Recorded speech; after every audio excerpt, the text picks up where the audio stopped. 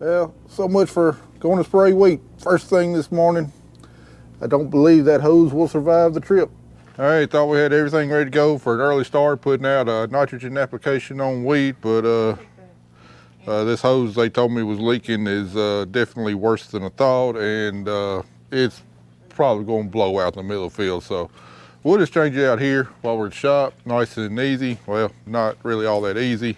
Let's cover everything, and all these clamps holding the line going back up here, all that's got to be taken loose, and then got to put a new one in. But then the problem is going to be getting all that stuff lined back up and reclamped. It's a pain in the butt. Great. Okay. Well, we got to take this off first. I've done this before. It's lots of fun. Anyway, we'll get this fixed and see you back in the field.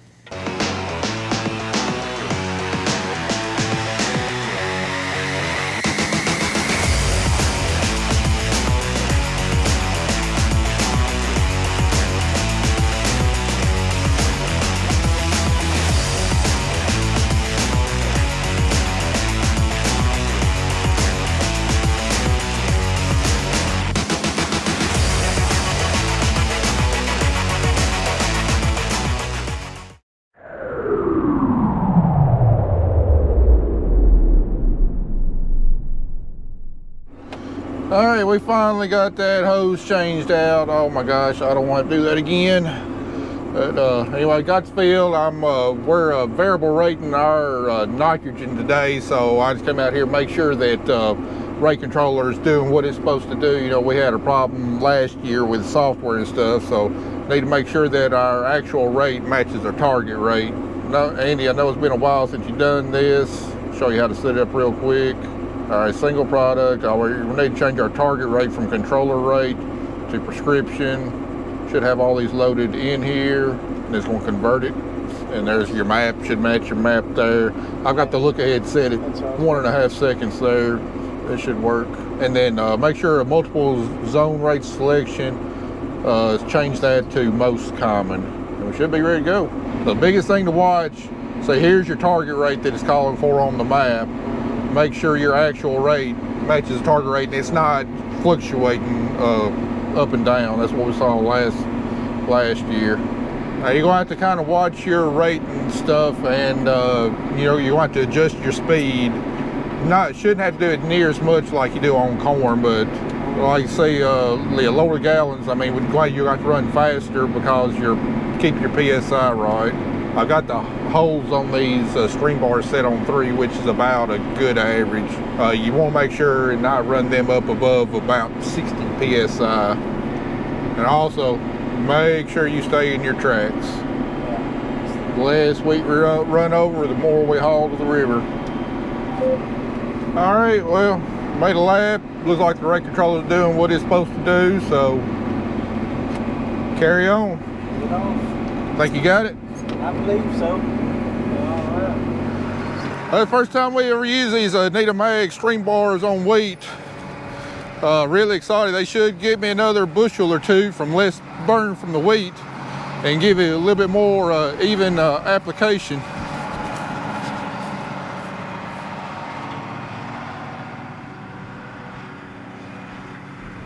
Oh, we got a cold wind blowing today.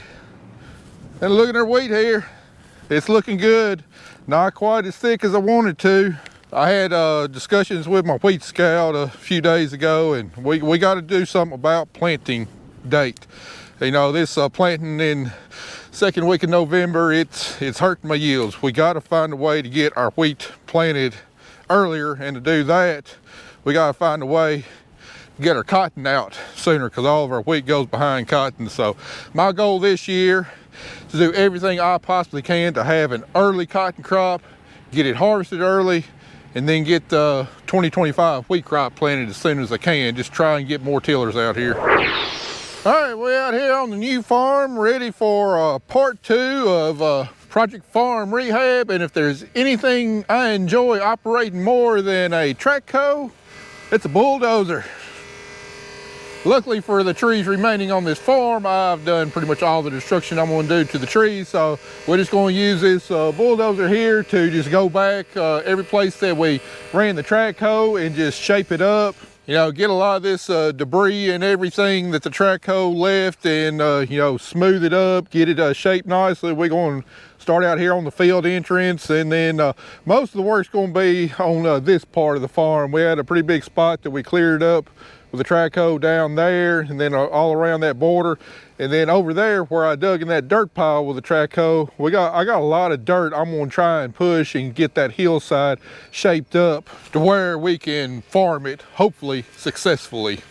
And then probably going to finish up with for whatever reason, we got a slough running through the middle of the field that's really too deep to cross with much of anything, especially if it's got wet.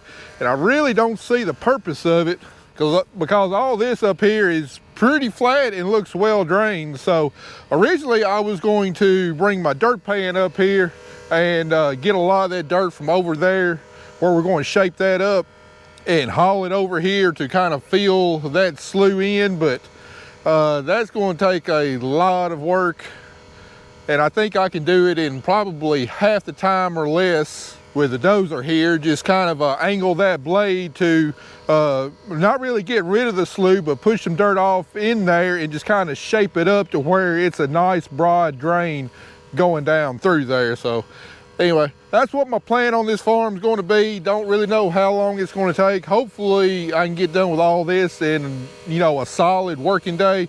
Although right now it's just a hair after lunch, so we're not going to get done with the day, but we're going to see how much of inroads we can make on this, because I can't get back to spraying my strips because Kelly and Andy using the water truck to put out nitrogen, and don't have any other way of tendering water back and forth. Plus, as cold as it is today, cover crops not doing much growing. If they're not doing much growing, probably not going to be taking up the Roundup, so probably wouldn't get a real good kill on it. So I think this is going to be a lot more valuable use of our time here, is to go ahead and get this done where we ain't got to worry about it again, and then we'll get back on the strip spraying.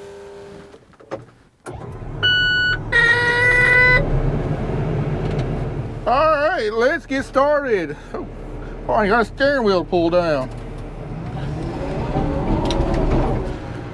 All right, get the controls figured out here with the power shift and everything. All right, let's try that. There ain't many good places to mount the camera in here. Oh.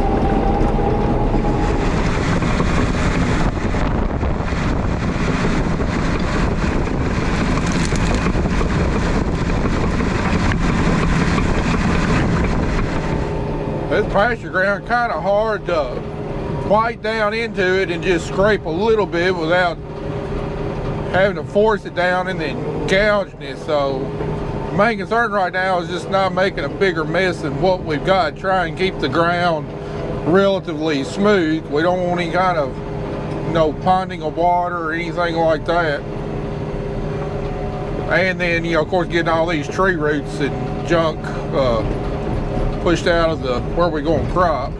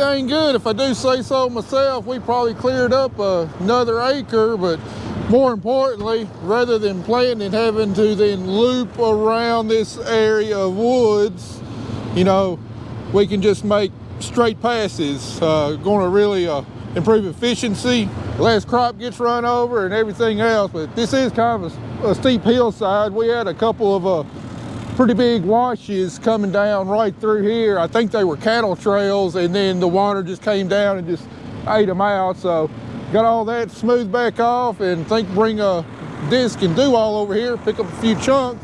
I believe this is going to be good to plant. So that's got the majority of the cleanup done, rather than just going around a few of the edges and just pushing back a little bit. Our next big area is going to be right over here on top of the hill, trying to smooth that out to make it plantable. Plus we got that big old pile of dirt up there. We got to try and do something with it. So I'm gonna get out of this area, work my way around a little bit of the edges. We're about to lose daylight and get back out here first thing in the morning. It is March and we are dressed like it is January.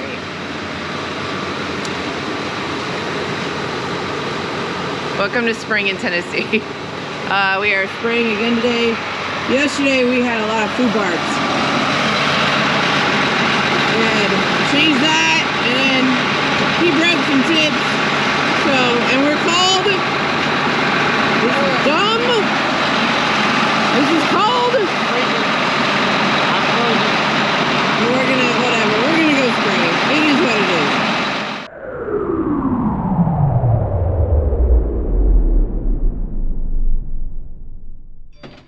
Super grateful that the county put in this gravel turnaround because of the buses. So we were like, hey, heck yeah, thank you so much.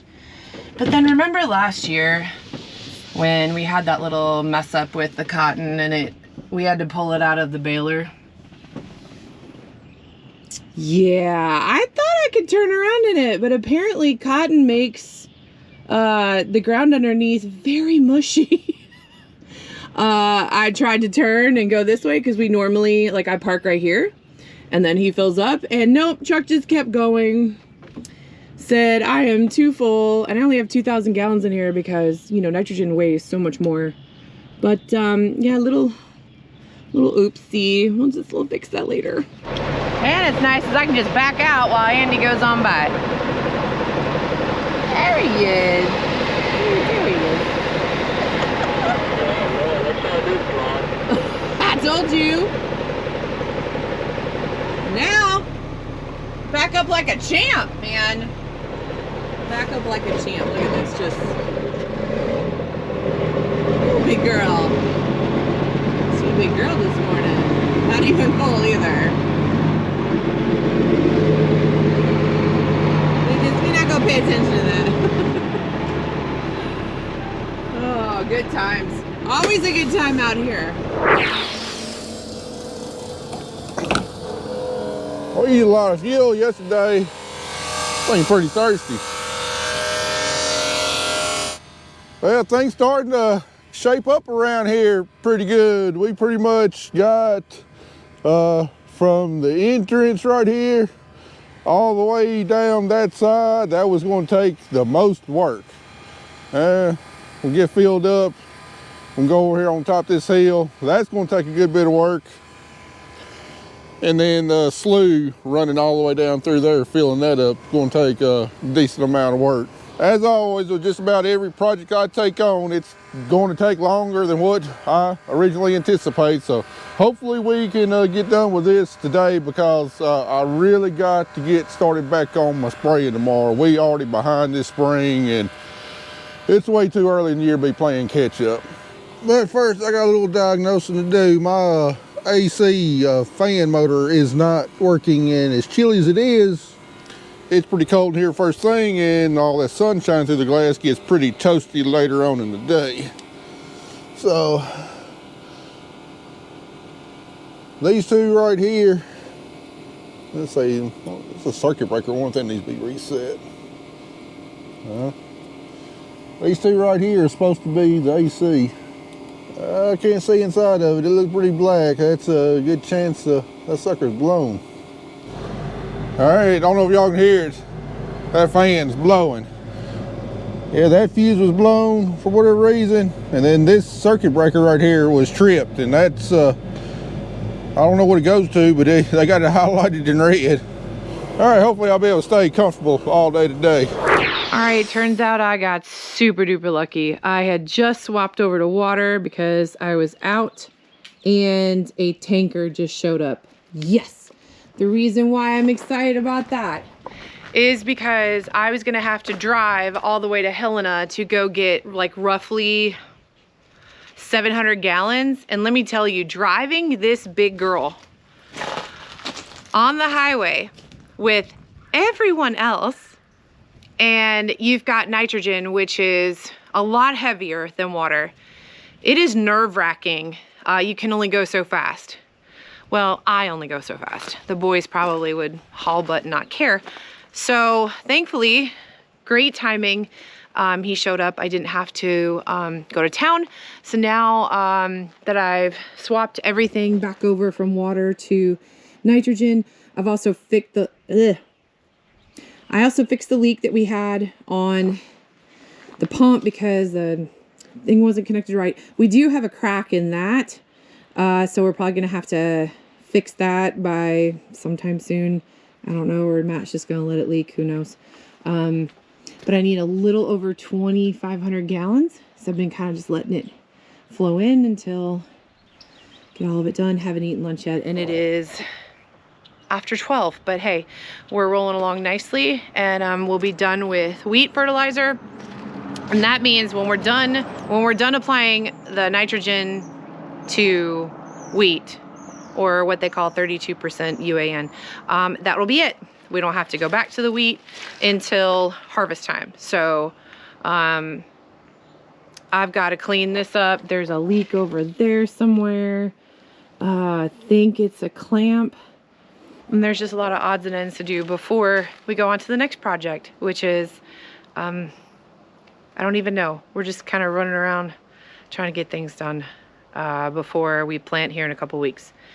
I don't know though. I'm still wearing a sweatshirt and a beanie in March, so I think planting's way off. All right, what we got over here on this hillside is something I think we can farm. It's just going to need a bunch of dirt pushed.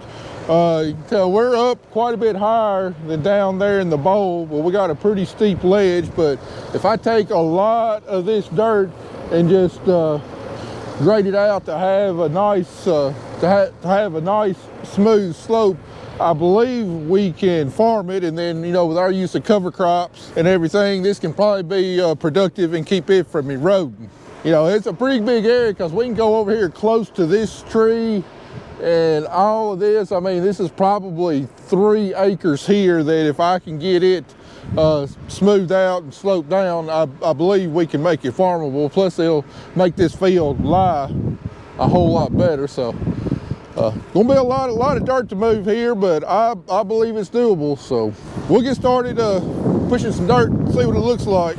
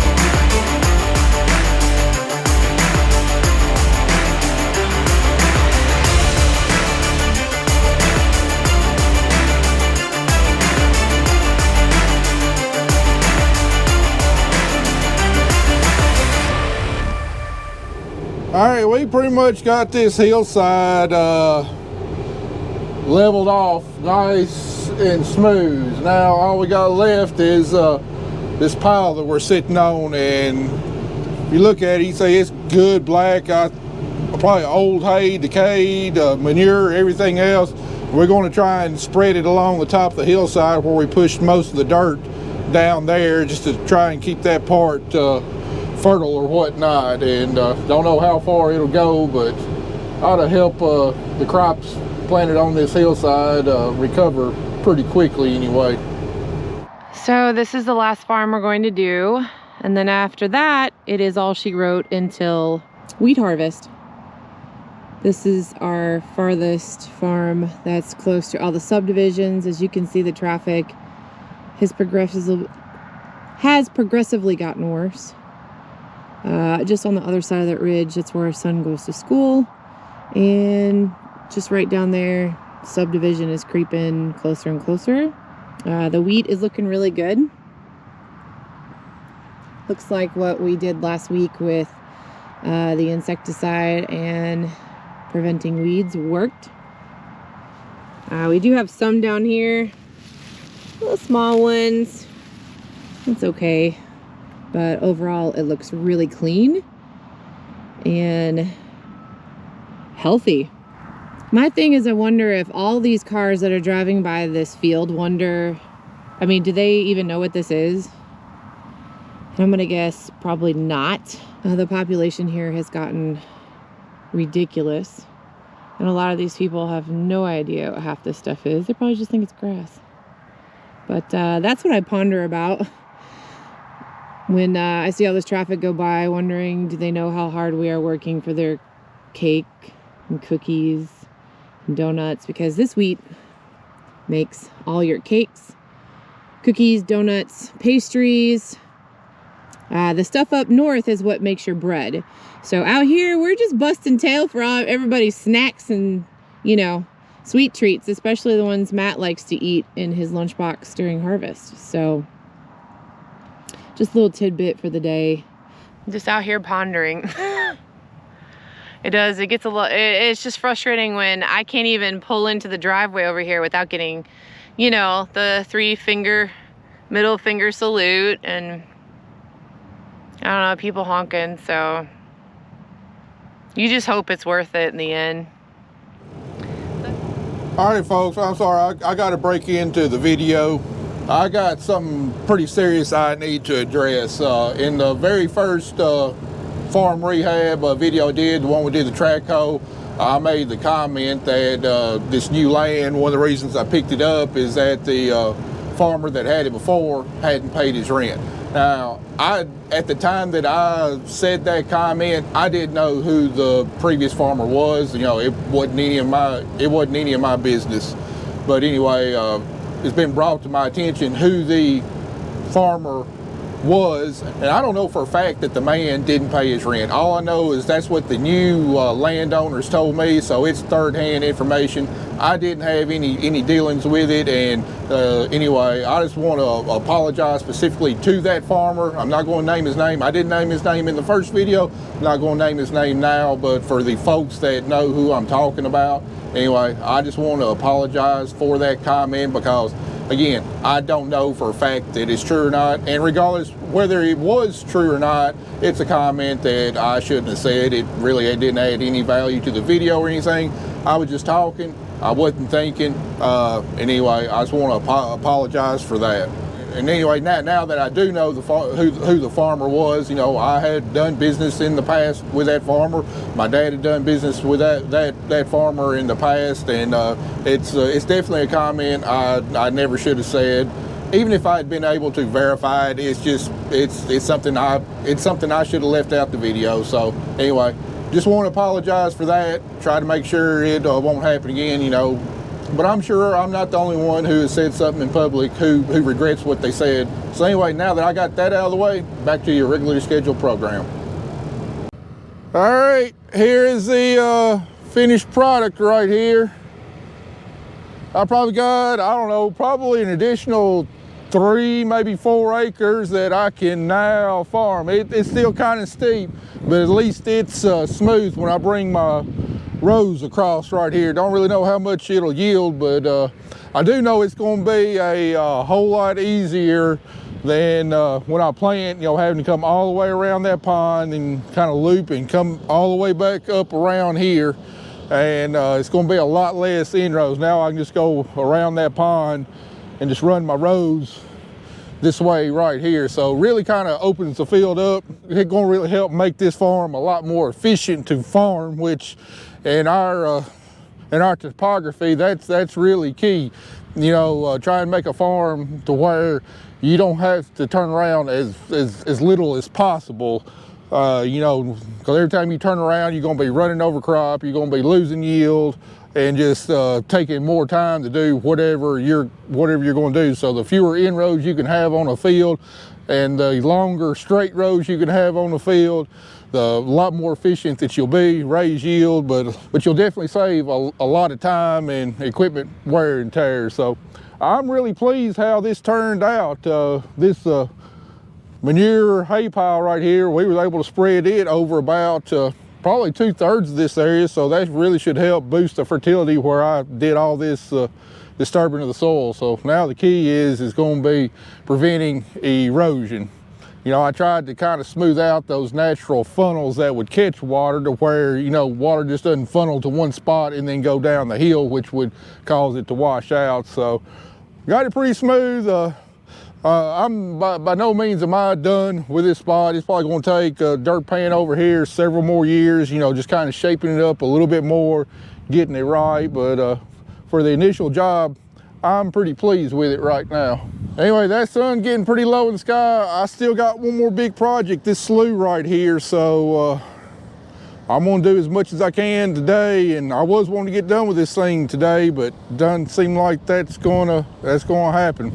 But considering that I don't have a bulldozer myself, I either have to borrow or rent one. While I've got one, I'm gonna get, even if it takes more time than what I planned, I'm gonna do this job right, because it's not like I can come back next week and finish it up and do some more. So we just gonna put spraying on hold for probably about another half a day until we get this finished.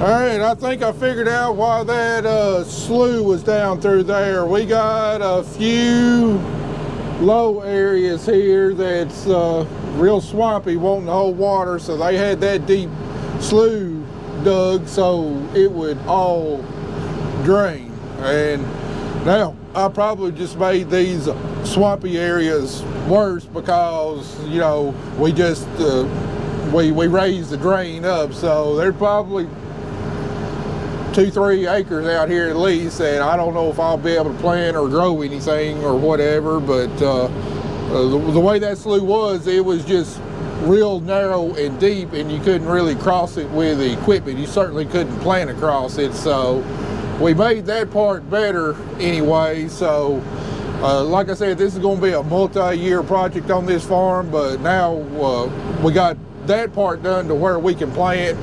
Even if we can't plant this area right here, we'll plant beans on there, get rid of all this vegetation, because with all this dead grass and everything, I mean, all you're doing is trying to do fine blade work is just pushing up sod, and it's real clumpy, and you really just make a bigger mess than what you solve. We'll just let all this stuff decay, and then I can get in here probably next spring with my dirt pan, and then maybe recut that slough, but make it more broad to where we can farm through it. And the dirt that I cut from there, I can haul up here and put in these damp areas, and you know, over the course of several years, just keep working at it, and then eventually we'll get it right. So that's what I'm hoping anyway.